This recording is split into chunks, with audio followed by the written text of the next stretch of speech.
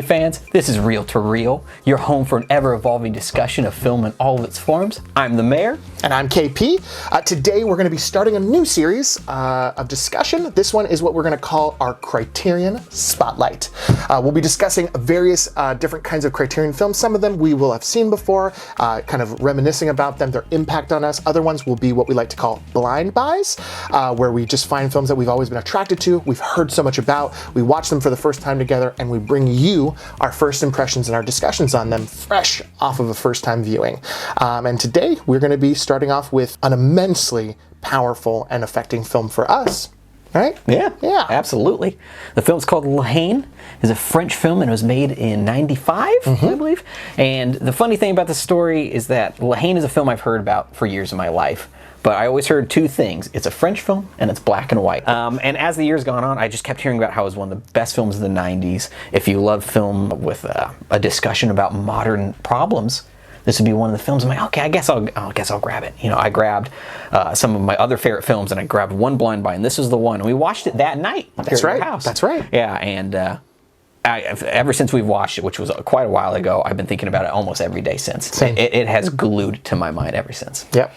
This is a movie that is timeless. It really is. It's a modern film, obviously. Only 25 years ago did this film come out, but its message, and specifically the climate in which it was both created, envisioned, and when it came out, was not only an emergency. It was such a paramount reflection of a very volatile time for France, but also 25 years later, terrifyingly enough, just last year in 2020, as we dealt with both the raging coronavirus as it was hyping up to its intensity, to the ever almost of futile efforts to stop police brutality against African Americans across America, and the protesting that happened in response to it. This film, it represents so much of what we are going through in America right now, and it makes this movie all the more impactful, not just as a film, an art film, but as a piece of cinema commentary that it speaks to everyone. It's about so many things that we're going to go over in the time that we have.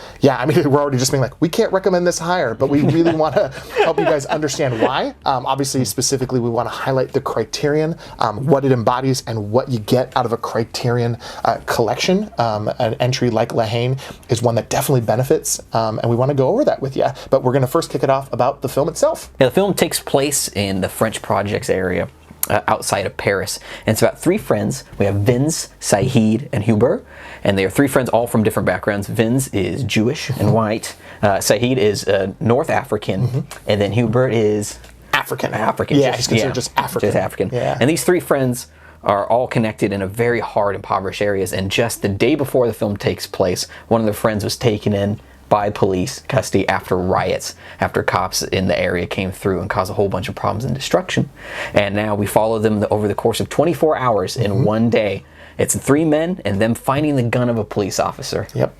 Its immediacy is very apparent. To give you a little bit of background, in 95, the same year that the movie was filmed, in response to an ever-present tension within France itself, as a young Frenchman was taken into custody by police, and when in custody, in handcuffs, he was being questioned and interrogated in a way by police officers.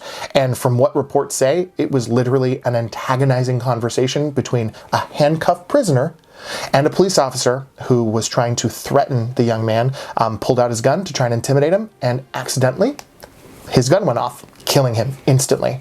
And this caused a huge response from France within its people, specifically its impoverished community in which this young man resided in. He came from the projects, which historically have been known as a response within the French government to create housing for their constantly growing population, but within a realm of just almost subversion of society, a place to just put people that didn't have any purpose for society. That's especially how people took it. So this film is an immediate response to that, but this movie, as the director, Mathieu Kassovitz, wanted to portray the tension of the boiling point as it bleeds up, as where in real life the riots were in response to the death of this young man.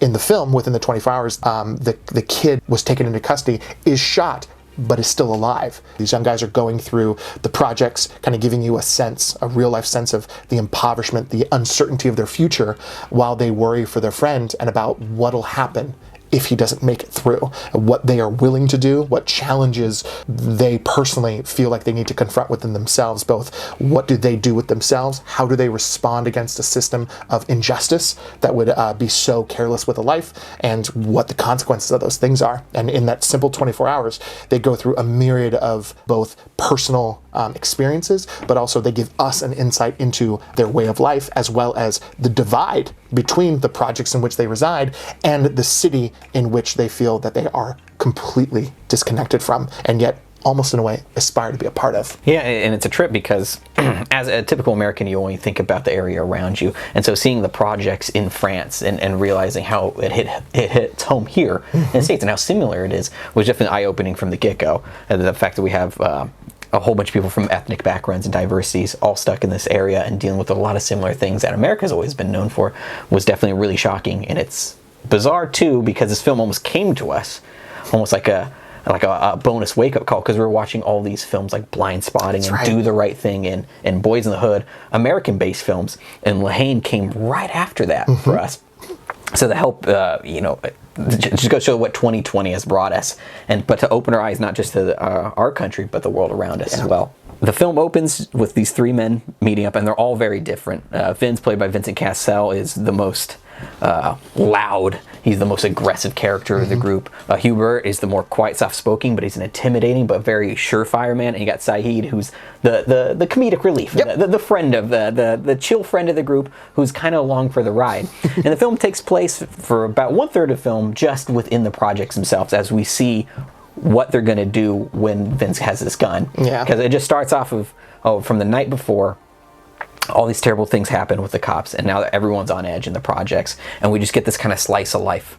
And I remember for the first 15 minutes or so while watching the film, like, I don't know what the goal is going to be here, what the push is. And that's not in a bad thing at all. Yeah, I just want to see where are these characters going to go, because what is going to be the driving force here. As they go through their projects and they deal with cops, they deal with fellow project members and the problems they deal with their own family life. They end up visiting through Paris in what is, to me, almost like a Homer-esque odyssey of these all amazing, like, little so happenstances and stories and vignettes of story as they're going through Paris, and you're wondering if their friend is going to live or not from the night before. And yeah, it's really interesting. Yeah, going back to the projects before they go into to Paris itself, it's really interesting to get a full embodiment of their personalities, of who they are as people. Vince being this just an angry man, a man of action. And then you have Saeed, an angry man, but a kid who has a directionless attitude. He doesn't know what he wants. And then you have, Hubert. He has a boxing business, gets burned down in the riot response to their friend's arrest, being a man of tempered patience, almost in a way, because his livelihood is burned down the night before. And we catch up with him. All three characters intersect in his burned down boxing ring, and the tensions that arise, both not just within the circumstances, but within the three of them. That's what's really fascinating about it too, is these three men are three different perspectives shared within one single bond of friendship, which is really unique and also super authentic. And that's something to be said about this film that Cassavetes really wanted to implement. And what's really fascinating, again, with some of the stuff we watched in the supplemental features, is how much it's all purposeful. That's what I actually didn't really think that it was. It's meant to feel so organically youthful, immature in a way that it sells it as if it's improv. And that in and of itself, again, is such a commendable style to just go right into this film with. Yeah, Matthew built it up so well, because he also chose three actors who were not of prominence. So they look like they actually just picked three guys right out of the area to play these parts, and they do such a great job because, like you said, they feel like friends. You got the hot head of the group, you got the funny guy, and you got the more stoic man. Everybody can connect to that in some way, shape, or form. And I love that all three actors get to shine in their own moments. Obviously, Vincent Cassel gets to be the loudest character of the film. So he's the action of the film that even Matthew, the director, says at one point. And then Hubert is like the soul of the film. Right. He's just the man that you understand where he's coming from. He's not a man of many words, but he's always there.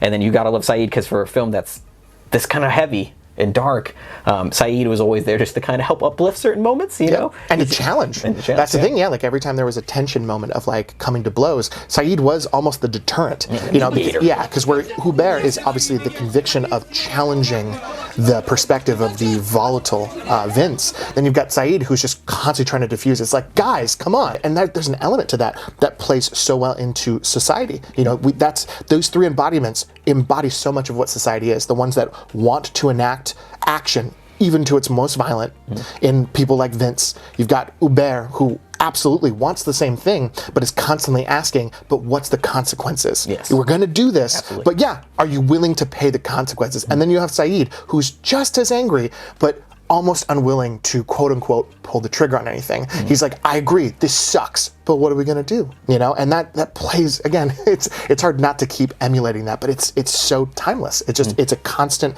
narrative structure that works.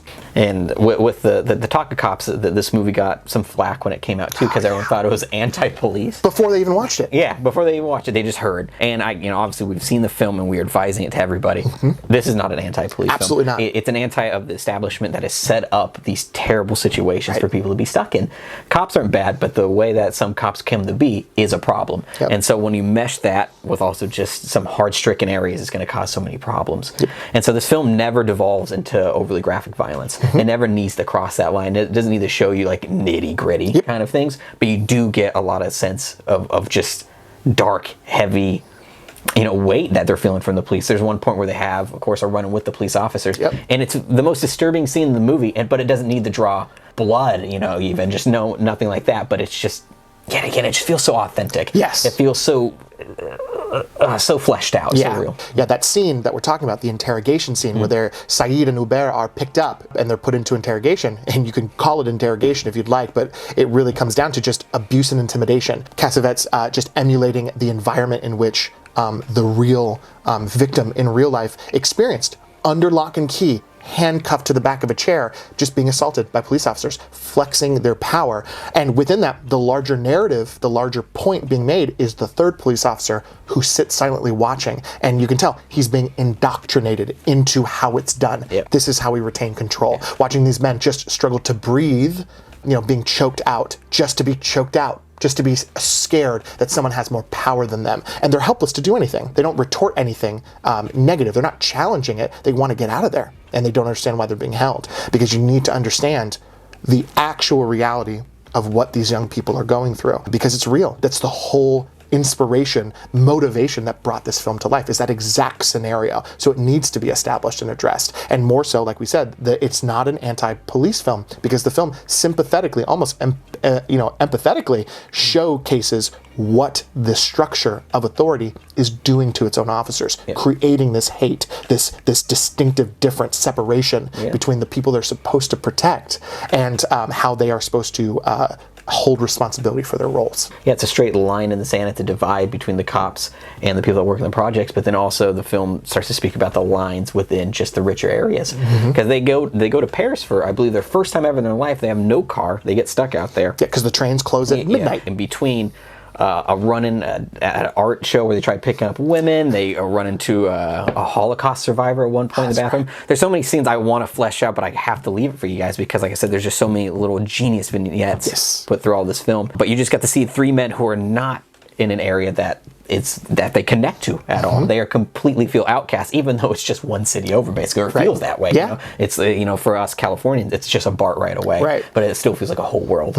Yeah, going back again to what you mentioned before about the different vignettes. Yeah, when they are in the bathroom scene, which we find to be probably the most cinematically beautiful shot of the film, and its simplicity. And these are all purposeful shots. From what we understand, Cassavetes it was a little bit of a headache for the cinematographer to attain these shots, because he's trying to create balanced parallels between the characters being on screen together, yet not having them statically placed, just sitting around talking one left to right, left to right. Cassavetes really understood how he wanted the characters to feel in opposition to each other. In the mirror scene, having Hubert and Vince polar opposite, looking in the reflection while Saeed sits in the middle. It's so purposeful, and it plays out so well and articulate. And then obviously, with the humorous and yet sobering real story that comes from the Holocaust Holocaust survivor that comes out of the bathroom. You know, it's got so much humor, but again, it's this story that plays above these kids' heads. It's just, they're just like, what is this guy? But he's telling them such a tempered story of perspective. And yeah, I mean, culminating to its end, which again, you know, we don't want to spoil anything for these kinds of films. We try our best not to do that. We ended the film and we're just like, this is perfect. This it really is. And obviously addressing the black and white thing with this film, this was purposeful. Yeah, the film is shot in black and white, and it just fits so well. On the Criterion, there is deleted scenes where you get to see the film in color, and it just doesn't feel right. Like black and white was the made choice because it was cheaper to do, but in the end, artistically, it just fits the film immensely well. The music pops with modern French hip hop and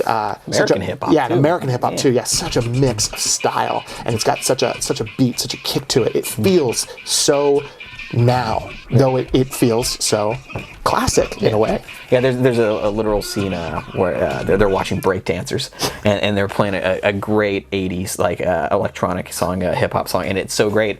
They're dancing, but then in the background of the dancers is people fleeing from the police. Right. You know? Oh my gosh, and it's such a memorable scene because we get into this chase sequence, but just yet again we're watching people break dance to modern music that we all love and stuff as people are fleeing from the police. And this was made in '95 in France. You know, this is something you can take that exact scene, put it in color, and shoot it here in America, and it would have the same exact impact. It's the same parallel, 100%. Yeah. We cannot recommend this film enough. We were blown away by it, and we highly recommend, especially in this time, as we now are in a new year in 2021, and we look back at 2020, and we ask ourselves, what does it mean? Why do we do the things that we do? Why do people feel the need to stand where they stand on their points of view? This film encompasses so much of the voiceless, the powerless, that feel like they are marginalized. And this film can't be more relevant, more urgent to watch, and more impactfully just timeless. Mr. Mayor, I'm going to take it off. Yeah, one of the cool things that Jodie Foster, one of the most beloved and best working actors of all time, was heavily inspired from this film. So you get her outlook and how this film impacted her and how it matters. And she brought it to America. Yeah, she's the one. Because this film actually won awards at Cannes and also the Caesar Film Festival, but it never made that transition. It wasn't like an Academy Award winner or anything like that, which is a shame. But yeah, thanks to Jodie Foster, this movie is getting a lot more eyes on people. And then following that, we've got two documentaries. One is like a 30-minute kind of introspective of the film and its parallels in real life, kind of showcasing the projects, the whole reality of where the film inspires its fictional story, and gives you a very real historical understanding of how real the projects are depicted and how authentically honest the depiction of it is in the film, and how dangerous the kind of climate has become because of it, and because of the almost ignorant neglect of the government. And then following that is a very insightful hour-and-a-half documentary that is a 10-year anniversary revisit. They got a lot of the technical people there. That's right. You know, they had the cinematographer, one of the producers on the film as well, and they interviewed them 10 years later just to talk about how the film started and how it got to when it got the big recognition at Cannes and the impact it's had. So it's very interesting because you mentioned earlier just how the film just feels like, oh, is it like a beginner film or whatnot? But Matthew Kassovitz, everything was so methodically planned, and you get to go into his mind and see where he's at, but then also see just the very polarizing review it gets towards the end of the film, and it's really eye-opening. Like, it's after you watch this film, you have to watch the 10-year follow-up just to see. Yeah, we would say that like the first third to first half is much more like by the numbers, lets you kind of get a sense of how the film was made, you know, the faith that the producers had to make the film, how much trust they gave Matthew to do what he envisioned to do, and how efficient it went. You know, for everything they did, they actually moved to the projects because of how suspicious and defensive people that lived in these areas are of outsiders coming in. They immediately question whether or not they're trying to be there as police officers or trying to harm them.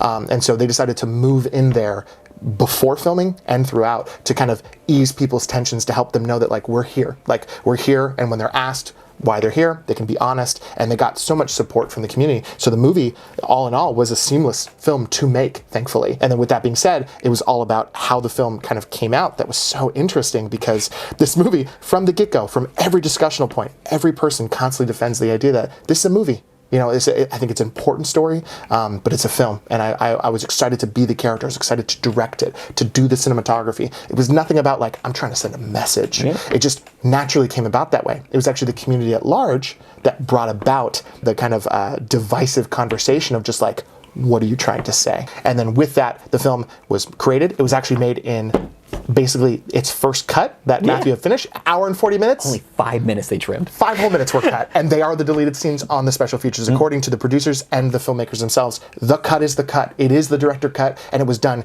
quickly and efficiently. But from that, the public response, hearing about the film, initial screenings, the inevitable invitation and acceptance by Cannes, as well as the Caesar, created a lot of polarizing conversation, in most cases before people even watched it. Yep.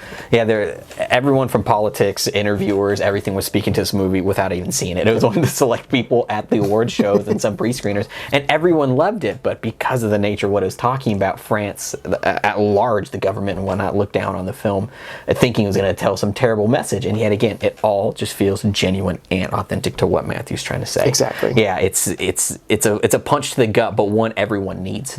It's a very impactful film for not just people of or people of all backgrounds need to see this film. It is one of France's finest, and don't let the black and white or the subtitles deter you. I really think this is a movie that will have an impact on anybody that watches it. Finally, with that, they've got a wonderful booklet which has 2 essays. I think one is from a filmmaker, the other from a film critic, just praising the importance and the impact of the film. Very eloquently written to help kind of like give you a deeper understanding of like how those characters come to life and how the film has its impact. This is a wonderful box set, guys. We really can't recommend it enough. Yeah. We look forward to giving you guys more films, both to hopefully open your eyes to something you've never seen, reinforce what you already love about some of the films you've already seen, and we're actually looking forward to the humorous moments where we kind of watch Criterion's, we kind of question, why is this in Criterion? Oh boy. Yeah, there's a whole conversation we look forward to having about the whole idea of like, what does Criterion do? What's its purpose? And then why do we pick the films that we put in Criterion if this is the perspective we have for it? So that's an interesting one. We'll definitely jump into it at a later time. We thank you guys so much for watching. This has been a wonderful time. Be sure to come back to our videos, not only to look at our power rankings and our Criterion spotlights, but other discussion series that we will start to promote with each coming week. Please subscribe. Please click down below, as well as ding that bell. Ding, ding, ding! To make sure to get notifications on when we produce new content. Tell us if you've seen Haine before. Please comment below. Please support Criterion and Janus Films. Buy this beautiful thing. Watch it. You'll love it. I promise you. Thank you guys. Have a great one, and we'll see you soon.